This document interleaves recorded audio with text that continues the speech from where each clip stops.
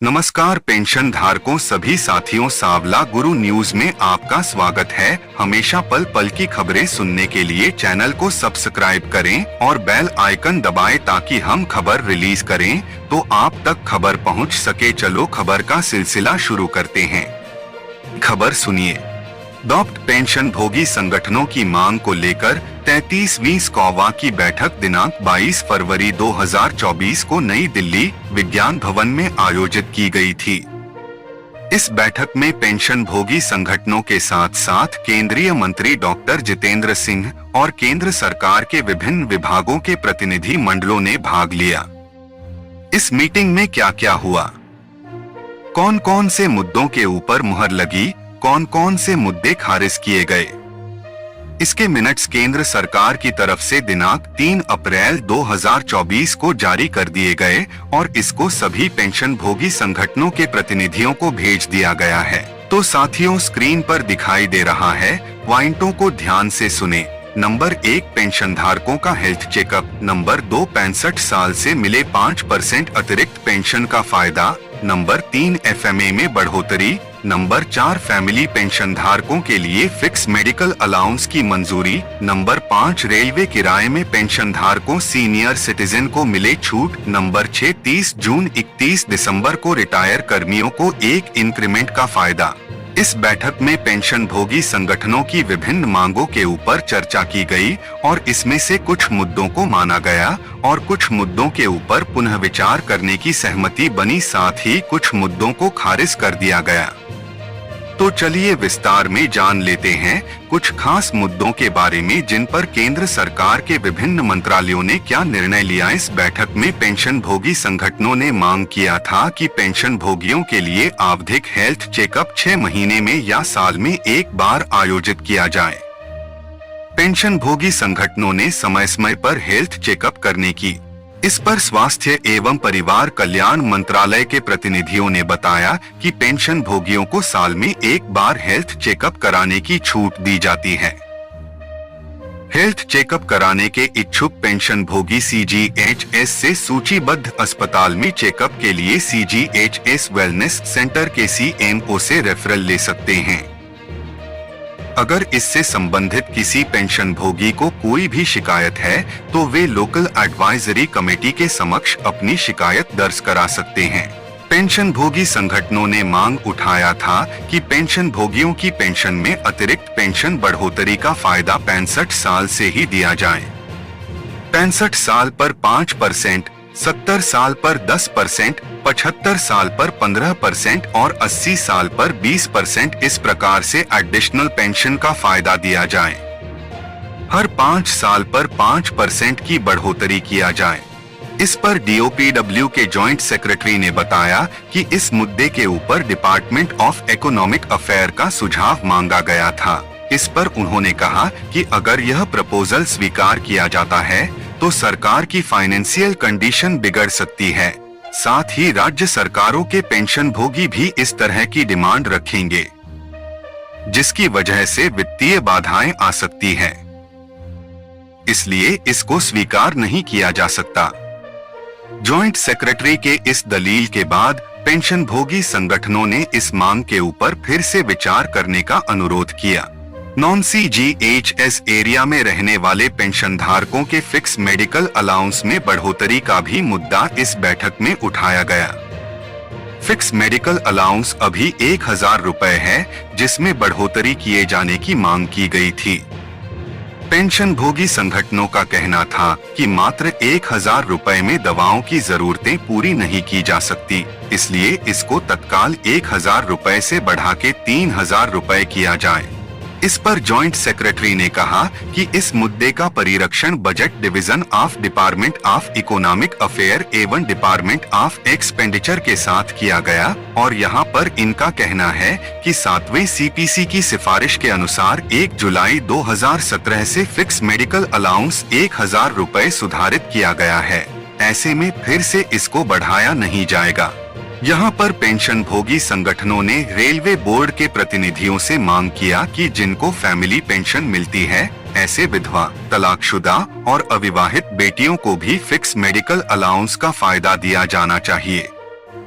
Railway board इस तरह का फायदा उनको नहीं देती है। ऐसे में रेलवे बोर्ड इसके ऊपर तत्काल विचार करें और उनको फिक्स मेडिकल अलाउंस का फायदा देने का आदेश जारी करेगा।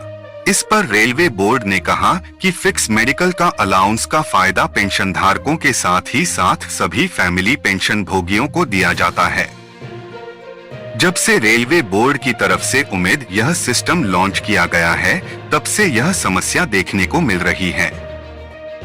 ऐसे में जल्द ही रेलवे बोर्ड इसके ऊपर पुनः परीक्षण करेगा और इसको लेकर जल्द ही सर्कुलर जारी करेगा। पेंशन भोगी संगठनों ने रेलवे मंत्रालय के प्रतिनिधियों से डिमांड किया कि रेलवे किराए में पेंशन धारकों को जो पहले की तरह छूट मिलती थी, वह छूट फिर से बहाल किया जाए। इस पर रेलवे मंत्रालय ने कहा कि रेलवे विभाग यात्रियों को रेलवे किराए में लगभग 59,837 करोड़ की छूट देता है।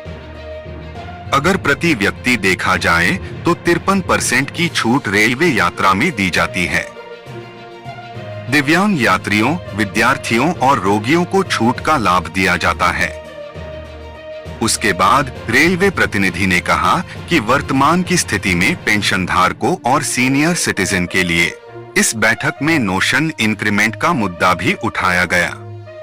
पेंशन भोगी संगठनों ने कहा कि ऐसे कर्मचारी 1 साल की अवधि पूरी करते हैं, इसलिए उनको 1 जुलाई 1 जनवरी के इंक्रीमेंट का फायदा देना चाहिए।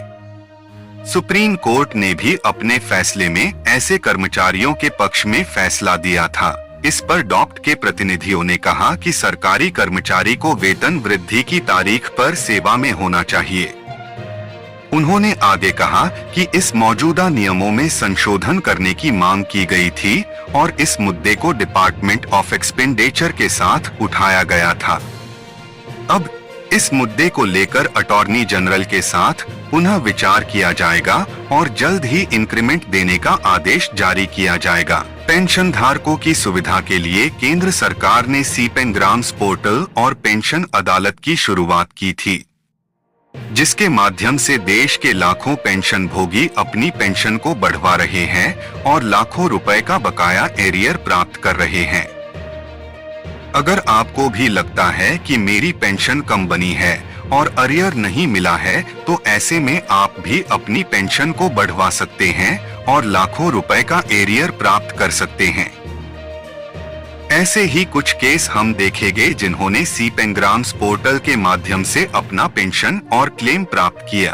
पेंशन और पेंशन भोगी कल्याण विभाग समय समय पर पेंशन अदालत का आयोजन करता है। अगर आपकी कुछ शिकायत है तो आप सबसे पहले सीपेंग्राम्स पोर्टल पे शिकायत दर्ज कराएं और पेंशन अदालत के माध्यम से आपकी समस्या का समाधान किया जाएगा। पेंशन अदालत में गृह मंत्रालय, रक्षा, वित्त विभाग, CBDT, आर्थिक मामलों के विभाग, पूर्व सैनिक कल्याण विभाग, आवास और शहरी मामलों के मंत्रालय, रेलवे मंत्रालय और संस्कृति मंत्रालय सहित अन्य मंत्रालयों विभागों के पेंशन भोगी भाग लेते हैं। इस अवसर पर आपके मामले निपटाए जाते हैं। कुछ मामले सीपेंग्राम्स पोर्टल में शिकायत दर्ज कराने के बाद पेंशन अदालत में उनके मामले उठाए गए और उसका समाधान करके अरियर का भुगतान किया गया। कुछ महत्वपूर्ण मामले जिनमें शिकायतों का सफलतापूर्वक निवारण किया गया, वे इस प्रकार है। सेवानिवृत्ति के बाद BSF के श्री माणिक डोंगरे को ग्रेचुइटी नहीं मिला। उन्होंने 3 अगस्त 2023 को केंद्रीकृत पेंशन भोगी शिकायत निवारण और निगरानी प्रणाली सीपेंग्राम्स पोर्टल पर शिकायत दर्ज की। उनका मामला पेंशन अदालत के दौरान उठाया गया था। उसके बाद BSF द्वारा उन्हें उनकी सेवानिवृत्ति ग्रेचुइटी के लिए 10% 37 लाख रुपए का भुगतान अरियर के रूप में किया गया। श्री डोंगरे ने भी इसकी पुष्टि की और उन्होंने अपनी शिकायत का समाधान करने के लिए पेंशन एवं पेंशन भोगी कल्याण विभाग DOPPW को धन्यवाद दिया। यानी कि श्री C के पंगेनी ने सी पेनग्राम्स पोर्टल पर शिकायत दर्ज की कि उनके मित्र 85 बटालियन बीएसएफ के श्री एन.के.एम. बहादुर शाही 1988 में सेवानिवृत्त हुए और पहली पत्नी की मृत्यु के बाद दूसरी महिला से शादी कर ली। वह पिछले 8 वर्षों से अपनी दूसरी पत्नी का नाम पीपीओ में शामिल करने का अनुरोध कर रही हैं, लेकिन असफल रहे। यह मामला पेंशन अदालत के दौरान उठाया गया। उसके बाद बीएसएफ की ओर से बताया गया कि उनकी दूसरी पत्नी का नाम पीपीओ में शामिल किया गया है। अगली खबर सामने आ रही है दोस्तों। केंद्रीय कार्मिक, लोक शिकायत और पेंशन राज्य मंत्री डॉक्टर जितेंद्र सिंह ने कहा कि ये पेंशन भोगियों की शिकायतों का निवारण सरकार की उच्च प्राथमिकता है। पेंशन भोगियों की शिकायतों के त्वरित समाधान के लिए डीओपीडब्ल्यू पेंशन अदालतों का आयोजन कर रहा है, जिसमें मौके पर ही समस्याओं का समाधान किया जाता है। अगर आपकी कुछ शिकायत है तो आप सबसे पहले सी पेनग्राम्स पोर्टल पे शिकायत दर्ज कराएं और पेंशन अदालत के माध्यम से आपकी समस्या का समाधान किया जाएगा और आप भी अपना बकाया अरियर मंगा सकते हैं। इसके पहले जो पेंशन अदालत का आयोजन किया गया था वो लंबित पारिवारिक पेंशन, फैमिली पेंशन मामलों के निवारण पर केंद्रित था। इस पेंशन अदालत में पेंशन धारकों की समस्याओं का समाधान किया गया। 100 दिनों से अधिक समय से लंबित 105 पेंशन भोगियों की शिकायतों को विचार विमर्श के लिए सूचीबद्ध किया गया था, जिसमें सेवानिवृत्ति, पारिवारिक पेंशन और स्वैच्छिक सेवानिवृत्ति के मामले शामिल थे। इस पेंशन अदालत में 105 मामलों में से 85 मामलों का मौके पर ही निस्तारण किया गया। श्रीमती अनिता कनिकरानी स्वर्गीय भगवान की पत्नी है। भगवान दास की मृत्यु 13 जून 2003 को हो गई थी, लेकिन दावा प्रस्तुत करने के बावजूद सीपीडब्ल्यूडी ने उनकी पत्नी को पति की पारिवारिक पेंशन, फैमिली पेंशन और सेवानिवृत्ति बकाया, रिटायरमेंट बेनिफिट स्वीकृत नहीं किया था। जीवित सदस्य प्रमाण पत्र या उत्तराधिकार प्रमाण पत्र के नाम पर उन्हें पारिवारिक पेंशन से वंचित कर दिया गया। उन्होंने 5 दिसंबर 2023 को सी पेनग्राम्स पोर्टल पर अपनी शिकायत दर्ज कराई। उनकी शिकायत पर 22 अप्रैल 2024 को पेंशन अदालत में विचार किया। फिर संबंधित विभाग ने सूचित किया कि 22 अप्रैल 2024 को ही श्रीमती अनिता कनिकरानी के नाम पर पीपीओ जारी किया गया है और उन्हें लगभग 22 लाख रुपए का अरियर मिलेगा। श्रीमती निर्मला देवी दिल्ली पुलिस से सेवानिवृत्त स्वर्गीय किशन सिंह की पत्नी है। श्रीमती निर्मला देवी ने 7वीं सीपीसी के अनुसार पीपीओ संशोधित करने और बकाया प्राप्त करने के लिए 2016 से लगातार प्रयास किए। वह अपने प्रयासों में सफल नहीं हुई। हालांकि उन्होंने 30 सितंबर 2022 को सी पेनग्राम्स पोर्टल पर शिकायत दर्ज की। उनकी शिकायत को पेंशन अदालत में उठाया गया। तो साथियों, आज के लिए इतना ही। बाकी मिलेंगे नई अपडेट के साथ। पेंशन धारकों धन्यवाद।